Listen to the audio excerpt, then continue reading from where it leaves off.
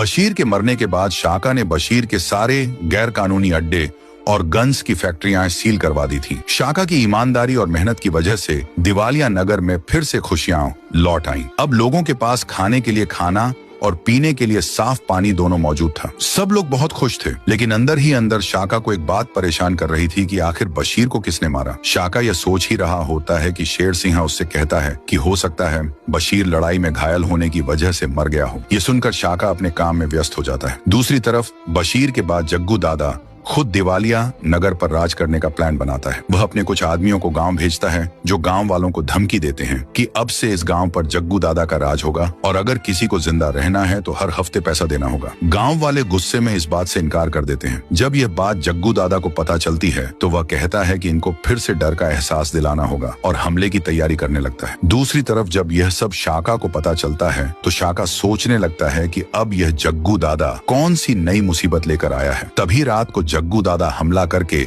बशीर के पुराने अड्डे पर कब्जा कर लेता है और गांव पर भी हमला कर देता है। इधर शाका पुलिस स्टेशन में जग्गू दादा के बारे में जानकारी जमा कर रहा होता है कि आखिर यह कौन है, जबकि उधर जग्गू दादा गांव में लोगों को मार रहा होता है और जाते जाते घरों को भी आग लगा देता है। गांव के लोग जिन्होंने अभी जीना सीखा था फिर से मुसीबतों में फंस जाते हैं। जब रात को शाका गाँव पहुँचता है और यह सब देखता है तो बहुत परेशान हो जाता है। जब उसे जग्गू दादा का पता चलता है तो वह गुस्से में कहता है, मैं इस जग्गू दादा को नहीं छोड़ूंगा। तो दोस्तों, अब सवाल ये है कि क्या जग्गू दादा शाका का भी हाल बशीर की तरह कर पाएगा या शाका बच जाएगा? देखिए अगला पार्ट।